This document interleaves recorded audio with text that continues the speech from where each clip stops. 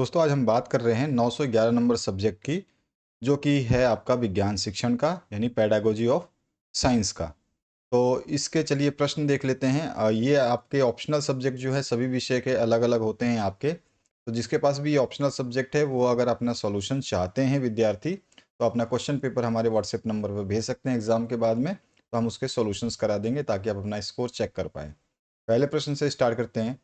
विज्ञान की ऐसी कौन सी विधि है जिसमें छात्र मूक दर्शक बन कर रह जाता है, यानी कि केवल दर्शक बन के रह जाता है, शांत दर्शक, कुछ बोले बिना एक दर्शक बन के रह जाता है, उसे करके सीखने का अवसर सबसे कम मिलता है। तो वो कौन सी विधि है इसमें से आपको बताना है। तो इसमें से वो विधि है प्रदर्शन विधि। प्रदर्शन विधि में जो है छात्र मूक दर्शक बन के रह जाता है। नेक्स्ट जो क्वेश्चन है इसमें पूछा गया है, भूमि की उर्वरा शक्ति बनाए रखने और टिकाऊ खेती के लिए फसलों को अदल बदल कर बोना क्या कहलाता है। तो फसलों को जब हम अदल बदल के बोते हैं तो उसे बोलते हैं फसल चक्र, यानी कि ब ऑप्शन जो है करेक्ट हो जाता है। अगला जो प्रश्न है इसमें पूछा गया है, अधिगम के लिए आकलन का मुख्य स्वभाव या उद्देश्य क्या होता है। तो इसका मुख्य स्वभाव या उद्देश्य क्या होता है, तो आप सभी जानते हैं। यहाँ पर जो है इसका मुख्य स्वभाव जो होता है वो रचनात्मक और निदानात्मक होता है, यानी फॉर्मेटिव और डायग्नोस्टिक होता है, यानी कि स ऑप्शन जो है करेक्ट होता है। अगला जो प्रश्न है उसकी बात करें तो पूछा गया है, विज्ञान शिक्षण में प्रोजेक्ट विधि के जन्मदाता या प्रतिपादक कौन है। तो मेरे हिसाब से सभी को इसका आंसर पता होगा। इसका जो आंसर है वो है विलियम कैलप्रिट किल पैट्रिक। तो यहाँ पर जो है आपका ऑप्शन करेक्ट हो जाता है। इसके बाद जो नेक्स्ट क्वेश्चन है इसमें पूछा गया है, निम्नलिखित में से कौन सा उपागम करके सीखने और ज्ञान के स्वयं निर्माण पर बल देता है, यानी करके सीखता है और ज्ञान जो है जब करके सीखता है तो ज्ञान अपने आप बनता जाता है। तो वो कौन सा उपागम है ये आपको बताना है।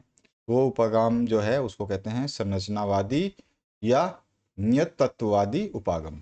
यहाँ पर जो है ब ऑप्शन करेक्ट हो जाता है। अगला जो प्रश्न है उसकी बात करते हैं, जिसमें पूछा गया आपसे, विज्ञान में किसी बड़ी इकाई को छोटे छोटे दैनिक उप विषयों में व्यवस्थित करने की योजना को क्या कहते हैं। तो उसे हम वार्षिक योजना कहते हैं, संस्थागत योजना कहते हैं, पाठ योजना कहते हैं, इकाई योजना कहते हैं। कौन सा आंसर इसमें सही होगा ये आपको बताना है। तो हम उसे बोलेंगे कि ये जो कहलाता है ये कहलाता है इकाई योजना। द ऑप्शन जो है करेक्ट हो जाता है।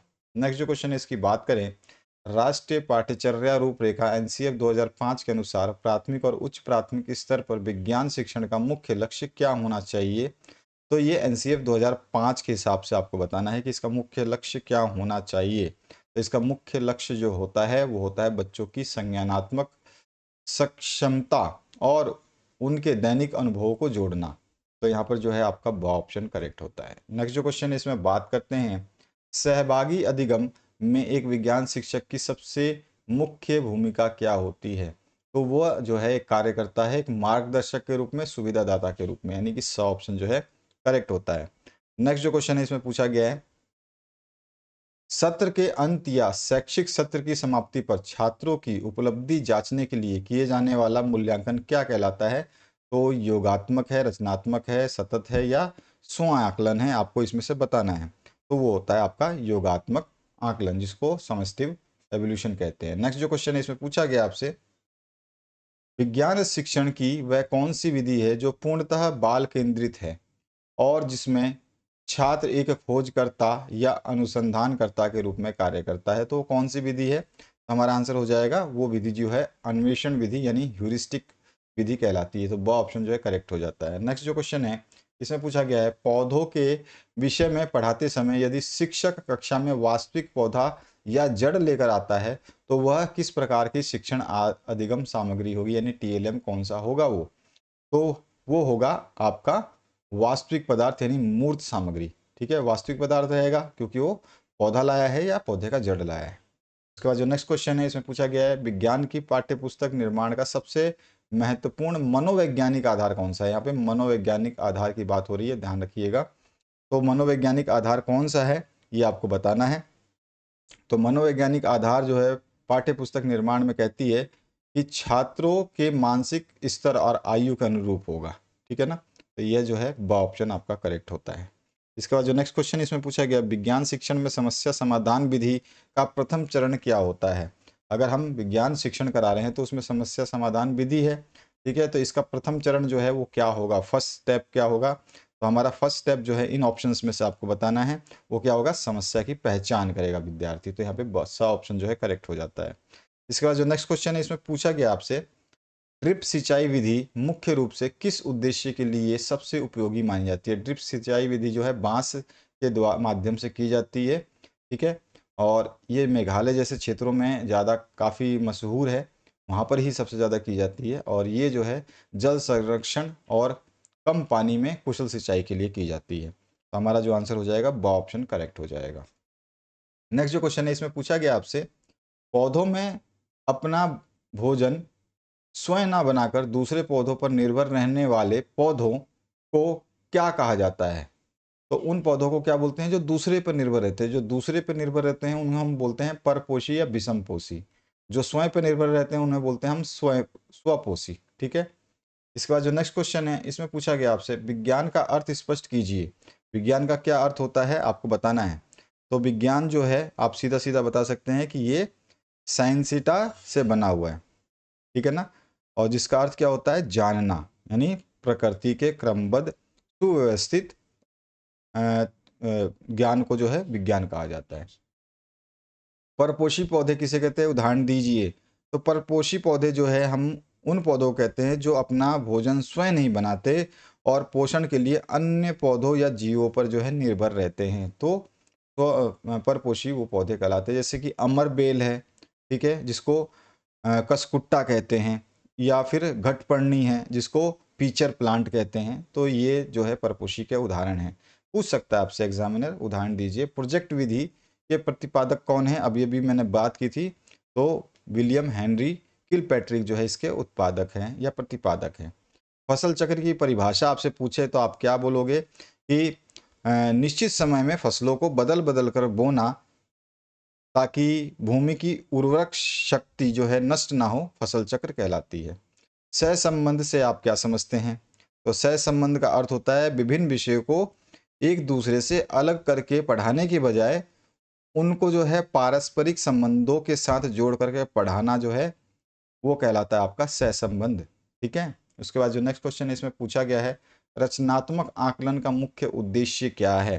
तो ये क्या करता है, रचनात्मक आकलन जो है ये क्या करता है कि ये जो है सीखने के दौरान छात्रों को जो भी कठिनाई होती है उसको पहचानने में मदद करता है, उनके स्तर में निरंतर सुधार करता है और शिक्षक को अपनी शिक्षक विधि को बदलने के लिए जो है एक फीडबैक प्रदान करता है, यानी पृष्ठ पोषण प्रदान करता है। जल संरक्षण के दो सामान्य उपाय लिखिए। दो संरक्षण जल संरक्षण है ना, उसके दो आपको उपाय बताने हैं। तो सिंपल सिंपल सा है, एक तो आप कुशल सिंचाई का प्रबंध करें, है ना, और दूसरा जो है वर्षा जल संचयन करें, यानी रेन वाटर हार्वेस्टिंग करें। बादल कैसे बनते हैं संक्षिप्त में आपको बताना है। तो बादल जो है वो कैसे बनते हैं, तो हम कहेंगे कि सूर्य की उष्मा से नदियों और समुद्रों का जो पानी होता है वो क्या होता है, वाष्प बन करके ऊपर उठता है। और ऊपर ठंडी हवा के संपर्क में आकर जब वो वाष्प जो है संघनित होता है तो छोटी छोटी बूंदों के रूप में जो है वो बादल बन जाता है। इसके बाद जो नेक्स्ट क्वेश्चन इसमें पूछा गया, दैनिक जीवन में विज्ञान के किन्हीं तीन प्रभाव या महत्वों को रेखांकित कीजिए। तीन प्रभाव जो है आप बोल सकते हो कि स्वास्थ्य एवं चिकित्सा पर प्रभाव होता है इसका, संचार एवं सूचना प्रौद्योगिकी पे होता है, कृषि और परिवहन पे होता है। तो इनको आप थोड़ा सा लिख सकते हो।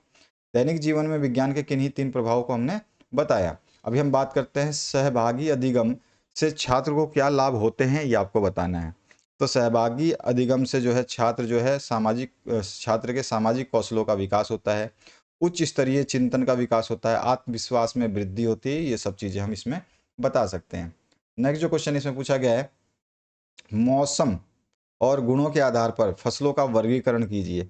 तो मौसम के आधार पर जो है रबी की फसल जो है होती है जो कि अक्टूबर से नवंबर में बोई जाती है, और मार्च से अप्रैल में काट ली जाती है। जिसके एग्जाम्पल आप रबी के एग्जाम्पल पूछ सकता है, रबी के फसल के एग्जाम्पल दीजिए। तो गेहूं चना सरसों जो है रबी के फसल होता है। आपके जो है रबी की फसल के एग्जाम्पल आपको याद रखना है। आपके तीन तरह के मौसम के हिसाब से फसलें होती हैं, एक होता है रबी की फसल, ठीक है, एक होता है आपका खरीफ की फसल। खरीफ और एक होता है आपके जायद की फसल। ठीक है, तो एक होता है रबी की फसल, एक होता है खरीफ की फसल, एक होता है जायद की फसल। तो रबी की फसलों में जो है गेहूं और चना और सरसों आते हैं, और भी आते हैं, लेकिन आपको मेनली कम से कम याद रखने हैं और ठीक ठाक याद रखने हैं। तो गेहूं चना सरसों जो है वो रबी की फसल का उदाहरण है, जो कि अक्टूबर और नवंबर में बोई जाती है ये फसल, और जो है आपकी मार्च से अप्रैल के बीच में काट ली जाती है। और खरीफ की फसल की बात करें तो ये जून से जुलाई में बोई जाती है और अक्टूबर नवंबर में काट ली जाती है, जैसे धान, मक्का और सोयाबीन। अगर हम जायद फसल की बात करें तो जायद फसल जो है मार्च से जून में, जो गर्मी में होती है ना, उसमें उगाई जाती है। ठीक है ना। तो इसमें जो है तरबूज, ककड़ी, मूंग ये सब शामिल होता है, जो कि अभी के समय में आपको देखने को मिलता है। इसके बाद जो नेक्स्ट इसमें एक और चीज़ पूछा गया है कि गुणों का बताना है। मौसम के हिसाब से तो हमने बता दिए, गुणों के हिसाब से जो है वो क्या होती है, हमारे खाने की फसल होती हैं, जिसे खाद्यान्न फसलें बोलते हैं, जैसे धान, गेहूँ, चावल। ठीक है ना, ये सब धान मतलब गेहूँ चावल का ही एक रूप होता है। उसके अलावा जो है नकदी फसल होती है, गुणों के आधार पर नकदी फसल होती है, जिसको बेचने के उद्देश्य से बोया जाता है। नकदी फसल बोले या व्यावसायिक फसल बोले, जो व्यापार के लिए उगाई जाती है, जैसे कपास है, गन्ना है, जूट है, ये सब। विज्ञान शिक्षण में व्याख्यान विधि की 3 समस्याएं यानी कि दोष बताने हैं आपको व्याख्यान विधि में। तो छात्र जो है निष्क्रिय स्पष्ट करता है अपने आप को, है ना, एक श्रोता बन के रह जाता है, और करके सीखने का सिद्धांत जो है इसमें नहीं देखने को मिलता है, और व्यक्तिगत भिन्नता की उपेक्षा की जाती है, यानी हर किसी के लिए ये जो है व्याख्यान विधि लाभकारी नहीं होता है। इसके बाद जो नेक्स्ट क्वेश्चन इसमें पूछा गया, विज्ञान का सामाजिक विज्ञान और गणित के साथ सह संबंध स्पष्ट करना है। तो विज्ञान और सामाजिक विज्ञान में क्या होता है, विज्ञान जो है, विज्ञान के आविष्कार जो होते हैं, जैसे कि आपका उद्योग है या बिजली है, ये मानव जो है अपने समाज में रहन सहन के लिए जो है उपयोग करता है, यानी कि विज्ञान से मिले तत्व जो है हमारे सामाजिक जीवन को प्रभावित करते हैं। और अगर हम बात करें भौगोलिक जो संरचना होती है, खनिज है, जलवायु है, ये भी वैज्ञानिक सिद्धांतों पर ही आधारित है, जो पर्यावरण विज्ञान विषय में शामिल किए जाते हैं। ठीक है। इसके बाद जो है इकाई योजना से क्या आशय है, इकाई योजना का क्या आशय है। इकाई योजना का आशय आपको बताना है, जो कि मैंने कई बार आपको बताया है। जब किसी विषय वस्तु के संपूर्ण पाठ्यक्रम को समान या छोटे छोटे गुणों के आधार पर या टुकड़ों के आधार पर जो है खंडों में विभाजित कर लिया जाता है, तो उस योजना को जो है हम इकाई योजना कहते हैं। यह कई दैनिक पाठ योजनाओं का एक संगठित रूप होता है। वन्य जीवों की विलुप्ति के क्या कारण हो सकते हैं। जो वन के जीव हैं वो विलुप्त होते जा रहे हैं, कम होते जा रहे हैं, तो उसके क्या कारण हो सकते हैं, ये आपको बताना है। तो सबसे पहला तो है प्राकृतिक आवासों की कमी, जैसे कि जंगलों की कटाई हो रही है, तो जानवर जो है जंगलों से विलुप्त होते जा रहे हैं, उनकी जगह ही नहीं बच रही है रहने के लिए। उसके अलावा जो है अवैध शिकार, ये भी एक रीज़न है, क्योंकि लोग बाग शिकार के चक्कर में उनको मार रहे हैं।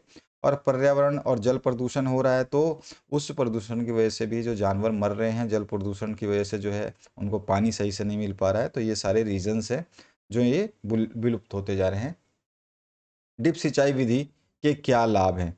तो जो है इसमें जल का अत्यधिक बचत होता है, लाभ में हम बता सकते हैं जल की अत्यधिक बचत होती है। और जो खरपतवार उगते हैं ना, वो भी कम हो जाते हैं इस विधि के द्वारा। और उर्वरक जो है वो ज़्यादा ज़रूरत नहीं पड़ती है, तो वो बेस्ट होता है इसमें। उसके अलावा जो है विज्ञान की एक अच्छी पाठ्य पुस्तक की मुख्य विशेषताएं क्या होनी चाहिए, तो ये बाल केंद्रित होना चाहिए, यानी कि मनोवैज्ञानिक होना चाहिए। और उसके अलावा जो है तार्किक क्रमबद्धता के अनुसार होना चाहिए, प्रयोगात्मक होना चाहिए, गतिविधि आधारित होना चाहिए, आकर्षक होना चाहिए, प्रमाणिक उसमें चित्र होने चाहिए। ठीक है। और अपडेटेड पुस्तक जो है अपडेटेड होनी चाहिए। उसके बाद जो नेक्स्ट क्वेश्चन है, प्रदर्शन विधि क्या है विज्ञान शिक्षण में, इसके गुणों और दोषों का वर्णन कीजिए। प्रदर्शन विधि का मतलब क्या होता है कि जो है हम शिक्षक प्रधान विधि इसको बोलते हैं, क्योंकि जिसमें शिक्षक जो है कक्षा में सामने किसी वैज्ञानिक सिद्धांत या प्रक्रिया से संबंधित प्रयोगों को करके स्वयं करके जो है छात्रों को दिखाता है, और उसके सिद्धांत सिद्धांत को जो है स्पष्ट करता है, जिससे छात्र जो है उसको ध्यान से देख करके उसका अवलोकन करते हैं। इसके गुण क्या है, मूर्त अनुभव होता है, यानी साक्षात जो है अनुभव कर पाते हैं, बहुत किफ़ायती होता है, समय की बचत होती है। दोष जो है एक चीज़ ये है कि इसमें जो है टीचर करके दिखाता है, छात्र स्वयं नहीं करते हैं। तो स्वयं करके सीखने की जो है इसमें स्वयं उपेक्षा होती है, यानी कि स्वयं करके सीखने की जो है हम कह सकते हैं उसको अवसर नहीं मिलता है। और वैज्ञानिक दृष्टिकोण का कम विकास होता है, क्योंकि वो खुद नहीं करता है तो वैज्ञानिक दृष्टिकोण का ज़्यादा विकास नहीं होगा, देख देख के वो सीखता है। और व्यक्तिगत ध्यान का अभाव भी रहता है। इसके बाद है विज्ञान पाठ्यचर्या निर्माण के प्रमुख सिद्धांतों की विवेचना करनी है। तो बहुत सारे सिद्धांत हैं, जैसे कि आपका बाल केंद्रितता का सिद्धांत है, उपयोगिता और जीवन से संबंधितता का सिद्धांत है, लचीलेपन का, गतिशीलता का सिद्धांत है, क्रियाशीलता का सिद्धांत है, विषयों के समन्वय का सिद्धांत है। तो ये सारी चीज़ें हैं। सहभागी अधिगम में एक विज्ञान शिक्षक की क्या भूमिका होती है? तो वो जो है समूह में पढ़ाता है बच्चों को, यानी कि समूह के साथ पढ़ाता है, सहभागिता बढ़ती है इससे। ठीक है, उद्देश्यों और कार्यों का निर्धारण करता है, संसाधनों की सुलभता के हिसाब से बंटवारा करता है, और सतत अवलोकन भी करने का उसमें अवसर मिलता है। उसके बाद जो नेक्स्ट क्वेश्चन इसमें पूछा गया आपसे, प्राकृतिक आपदाओं जैसे भूकंप, सूखा का किसानों और कृषि पर क्या प्रभाव पड़ता है, ये चीज़ आपको बतानी है। तो जो है अगर ये सब चीज़ें होती हैं तो फसलों की पूर्ण बर्बादी हो जाएगी, मृदा की क्षति हो जाएगी, आर्थिक ऋण संबंधी परेशानियां उत्पन्न होंगी, गरीबी बढ़ जाएगी, पशुधन में हानि होगी। ठीक है, और यहाँ तक कि अपना घर बार भी छोड़ना पड़ जाता है। इसके बाद जो नेक्स्ट क्वेश्चन इसमें पूछा गया, दस्तावेजीकरण से आप क्या समझते हैं, इसके निर्माण में आने वाली प्रमुख चुनौतियां कौन कौन सी है? तो दस्तावेजीकरण का मतलब क्या होता है कि छात्रों की शैक्षिक प्रगति, किए गए प्रयोगों, उनके असाइनमेंट, उनके जो पोर्टफोलियो होते हैं, उनकी गतिविधियां जो है, वो सारी चीज़ें जो है शिक्षण योजनाओं से शिक्षण योजनाओं के संबंध में जो है व्यवस्थित तरीके से लिखित रूप से जो है साक्ष्य के रूप में रखे जाते हैं, वही दस्तावेजीकरण कहलाते हैं। ठीक है, ये निरंतर मूल्यांकन का एक आधार प्रदान करता है। इसकी चुनौतियाँ क्या है कि समय का अभाव है, मतलब टाइम टेकिंग ये चीज़ है, और प्रशिक्षण और तकनीकी ज्ञान की इसमें कमी देखी जाती है, संसाधनों की कमी देखी जाती है, छात्रों की अत्यधिक संख्या जो है इसमें नहीं देखने को मिलती है। ठीक है, मतलब बहुत ज़्यादा छात्रों की अधिक संख्या होती है तो दस्तावेजीकरण जो है करना मुश्किल थोड़ा सा देखने को मिलता है। रेडियो और दूरदर्शन का विज्ञान शिक्षा में क्या महत्व है? तो रेडियो दूरदर्शन जो है क्या होता है कि ये दूर दूर दराज इलाकों में शिक्षा में सहायक होते हैं, है ना। ग्रामीण क्षेत्रों में जो है इनके माध्यम से शिक्षा आसानी से दी जा सकती है, तो रेडियो से और दूरदर्शन से। उसके अलावा जो है इससे रुचि जागृत होती है, वैज्ञानिक दृष्टिकोण का विकास होता है, एक साथ जो है बहुत सारे जगहों पर आसानी से पहुंचा जा सकता है। ये सारे के सारे इसमें महत्व हैं। और इसके बाद जो है टिकाऊ खेती के लिए फसल चक्र का किस प्रकार प्रयोग किया जा सकता है, विस्तार से आपको समझाना है। तो टिकाऊ खेती के लिए हम क्या कर सकते हैं, पोषक तत्वों का जो है प्राकृतिक संतुलन बनाए रखेंगे, यानी कि कौन सा समय कौन सी चीज़ों को बोना है वो ध्यान रखना है। कीटनाशक और रोगों पर नियंत्रण कर सकते हैं जो फसल बोई जा रही है उसमें, टिकाऊ खेती है। खरपतवार का प्रबंधन करेंगे, मृदा का संरक्षण करेंगे, सुधार करेंगे। विज्ञान एक वरदान है या अभिशाप, इस कथन की समीक्षा समाज और पर्यावरण पर इसके प्रभाव के आलोक में कीजिए। यानी कि विज्ञान एक वरदान है, ये वरदान भी है, अभिशाप भी है। अभी देख रहे हैं कि आप जो युद्ध चल रहा है उसके हिसाब से तो ये अभिशाप है, क्योंकि सब लोग मिसाइलें दाग रहे हैं, है ना। और वरदान इसलिए है कि अभी भी हम जो है पंखे चला करके आराम से रह रहे हैं, लाइट हमारे तक पहुंच चुकी है। तो इस तरह से हम चीज़ों को वरदान और अभिशाप के रूप में जो है इनको बताएंगे, इसको अलग अलग पॉइंटों में, कि वरदान कैसे है और अभिशाप कैसे है। तो इन सब चीज़ों को हम बता सकते हैं। वरदान के रूप में जो है समाज और पर्यावरण पर सकारात्मक प्रभाव पड़ेगा, जैसे कि मेडिकल साइंस जो है इसके द्वारा जो है प्रगति कर रही है, यानी असाध्य रोगों से मुक्ति दिला रहा है विज्ञान। वैश्विक जुड़ाव भी देखने को मिल रहा है। वरदान इसलिए है क्योंकि विज्ञान के माध्यम से जो है हम लोग जो है तकनीकी दुनिया से जुड़े हुए हैं। पर्यावरण संरक्षण में जो है हम मदद कर पा रहे हैं, जैसे कि हम सौर ऊर्जा, पवन ऊर्जा जैसी तकनीकों का उपयोग कर रहे हैं, तो इसमें जो है कोयले वोयले जलाने की ज़रूरत नहीं पड़ रही है। और इसके अलावा जो है अगर अभिशाप के रूप में देखें तो समाज और पर्यावरण पर इसका नकारात्मक प्रभाव पड़ेगा, जैसे कि आपका विनाशकारी हथियार, जैसा मैंने बात किया, मिसाइलें बना रहे हैं, आपके परमाणु बम बना रहे हैं, जैविक हथियार बना रहे हैं। तो इसका एक एग्जाम्पल भी है, आपको पता ही है, हिरोशिमा नागासाकी पर जो है परमाणु बम गिराया था, आज भी वहाँ पर उसका इफेक्ट देखने को मिलता है। पर्यावरण प्रदूषण बढ़ता है, ग्लोबल ग्लोबल वार्मिंग बढ़ती है जब इस तरह के हथियार यूज़ करते हैं, तो ये इसका नुकसान है। उसके अलावा जो है मानवीय मूल्यों का जो है वो भी ह्रास हो रहा है, जैसे कि अत्यधिक मशीनीकरण हो गया है, मतलब लोगों को जो है काम रोजगार नहीं मिल पा रहा है क्योंकि मशीनें वो सारे काम कर रही है। तो ये सारी चीज़ें जो है आपका हो गया है। उसके अलावा जो है शारीरिक रूप से जो है इंसान एक्टिव नहीं रह पा रहा है, सबको फैसिलिटीज़ मिल रही है, तो ये भी एक अभिशाप है। इसके बाद जो नेक्स्ट क्वेश्चन है इसमें पूछा गया आपसे, समस्या समाधान विधि क्या है, इसके विभिन्न पदों का विस्तार पूर्वक वर्णन करना है। बहुत सारे पद है, समस्या का चयन करना है, फिर समस्या को प्रस्तुत करना है, फिर समस्या को समझना है, फिर आंकड़ों को एकत्रित करना है, फिर परिकल्पना का निर्माण करना है। इस तरह से जो है इसमें आपको बताना है, फिर परीक्षण करेंगे, मूल्यांकन करेंगे, निष्कर्ष निकालेंगे। इस तरह से सारे चरण होते हैं। इसके बाद जो नेक्स्ट क्वेश्चन है इसमें पूछा गया है, योगात्मक आकलन से आप क्या समझते हैं, इसके लाभों और सीमाओं पर प्रकाश डालिए। कई बार आपने जितने सब्जेक्ट देखे होंगे उसमें बार बार ये योगात्मक आकलन के बारे में पूछता रहता है। विज्ञान शिक्षक के लिए पाठ योजना की क्या उपयोगिता है। कक्षा 7-8 के विज्ञान के किसी एक प्रकरण टॉपिक पर जो है आपको एक आदर्श पाठ योजना का प्रारूप तैयार करना है। तो पाठ योजना का जो है प्रारूप आप कैसे तैयार कर सकते हैं, आपको अच्छी तरह से पता है, हमने करवाया हुआ है। इसकी जो पाठ योजना बनाते हैं उसकी फाइलें भी आपको दी गई हैं, तो उसको भी आप देख सकते हैं। इसके बाद जो है नेक्स्ट क्वेश्चन है इसमें पूछा गया आपसे, भारत के विभिन्न वैज्ञानिक जैसे कि सीवी रमन हैं, जगदीश चंद्र बसु हैं, आप नोट्स वगैरह से तैयारी करना चाहते हैं, अगर आप चाहते हैं कि आपका पेपर अभी अधूरा रह गया है, आपने तैयारी नहीं की है, तो आप जो है यहाँ पर संपर्क करके नोट्स की प्राप्ति कर सकते हैं। चलिए पहले आपके प्रश्न को देखते हैं। यहाँ पर जो दिया गया है, सीवी रमन, जगदीश चंद्र बसु, एपीजे अब्दुल कलाम का विज्ञान के क्षेत्रों में क्या योगदान है, इसके ऊपर आपको बताना है। तो इनका क्या क्या योगदान है आप बता सकते हैं। तो सबसे पहले अगर हम बात करें कि आपका सीवी रमन के बारे में, अगर सीवी रमन के बारे में थोड़ा सा मैं आपको बता दूं, तो सीवी रमन के बारे में आप लिख सकते हैं कि ये जो है 28 फरवरी 1928 को इन्होंने रमन प्रभाव की खोज की थी। सीवी रमन ने 28 फरवरी 1928 को जो है इन्होंने रमन प्रभाव की खोज की थी। और इसके अलावा जो है हम इनको जो सम्मान मिला था वो 1930 में नोबेल पुरस्कार मिला था। और उसके अलावा जो है इनको एक और पुरस्कार मिला था राष्ट्रीय विज्ञान मतलब जो पुरस्कार मिला था, इसी वजह से 28 तारीख को हर वर्ष जो है 28 फरवरी को राष्ट्रीय विज्ञान दिवस भी मनाया जाता है। और इन्होंने जो अपना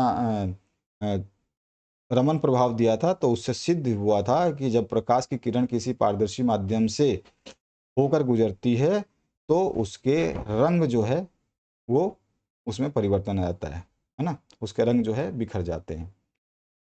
इसी तरह से आप जगदीश चंद्र बसु के बारे में थोड़ा सा लिखना चाहें तो लिख सकते हैं। पादप शरीर विज्ञान क्रिया विज्ञान के बारे में इन्होंने अपना वो दिया था, क्या कहते हैं, मेथड दिया था। ठीक है, और ये आधुनिक वैज्ञानिकों में से एक थे। और इन्होंने पौधों पे भी जो है पौधों में जीवन होता है, इन्होंने ही बताया था कि पौधों में जीवन पाया जाता है। ठीक है, जैसे कि वो पौधे भी इंसानों की तरह खुशी, दर्द, दुख, थकान महसूस करते हैं। और इसके अलावा जो इन्होंने आविष्कार किए थे तो उसमें इनको क्रेस्कोग्राफ का आविष्कार इन्होंने किया था। ठीक है, एक उपकरण होता है उसका आविष्कार किया था। इन्होंने रेडियो तरंगों और सूक्ष्म तरंगों के क्षेत्र में भी बुनियादी कार्य किया था। ठीक है, ये सब चीज़ें आप बता सकते हैं। एपीजे अब्दुल कलाम के बारे में तो सभी जानते हैं क्योंकि ये आपके सामने ही रहे हैं। तो इन्हें मिसाइल मैन के नाम से भी कहा जाता है। ठीक है ना। और इसरो और डीआरडीओ में रहकर इन्होंने स्वदेशी उपग्रह SLV-3 जो है निर्माण किया था। ठीक है, और उपग्रह जैसे रोहिणी उपग्रह को जो है आपके अंतरिक्ष में स्थापित किया था। ठीक है, इसके अलावा जो है इन्होंने अग्नि, पृथ्वी, त्रिशूल, नाग और प्रकाश जैसी मिसाइलें जो बनी थी, इनके नेतृत्व में जो है उसका कार्यक्रम स्टार्ट किया गया था। इसके अलावा जो नेक्स्ट क्वेश्चन है इसमें पूछा है, कृषि विकास के प्रमुख कार्यक्रमों तथा आधुनिक कृषि उत्पादन की विभिन्न वैज्ञानिक विधियों का सविस्तार वर्णन कीजिए। इसमें कौन कौन से वैज्ञानिक, जैसे कि हरित क्रांति एक बार स्टार्ट हुई थी 1960 के दशक में, जिससे कि अधिक से अधिक फसल को उगाया जाने का प्रयास किया गया HYV बीजों के द्वारा, यानी कि उन्नत किस्म के बीजों के द्वारा, जिसमें रासायनिक उर्वरकों और आधुनिक सिंचाई तकनीकों का प्रयोग किया गया। और सबसे ज़्यादा जो है इससे गेहूं और धान की जो फसल है उसमें वृद्धि हुई थी हरित क्रांति से। और एक तो फिर आपका दूसरा है प्रधानमंत्री कृषि सिंचाई योजना, उसके बारे में बता सकते हैं। हर खेत को पानी है, प्रति बूंद अधिक फसल, इसका ये मुख्य एजेंडा था।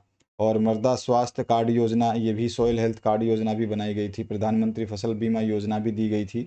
तो ये सब चीज़ें जो है इसमें आप बता सकते हैं। तो ये सारे के सारे एग्ज़ाम में इस तरह के क्वेश्चंस पूछे जाते हैं जो आपने देखे। और जैसे कि मैंने बताया, आपने नोट्स लेना चाहिए क्योंकि आपका अंतिम वीडियो है।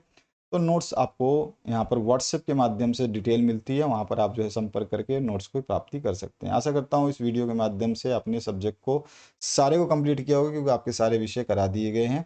अब नेक्स्ट वीडियो जो है हम देखेंगे कि आपके पास पॉसिबल कौन से वीडियो हो सकते हैं पहुँचाने के, तो हम पहुँचाते रहेंगे। Thank you very much, have a good day.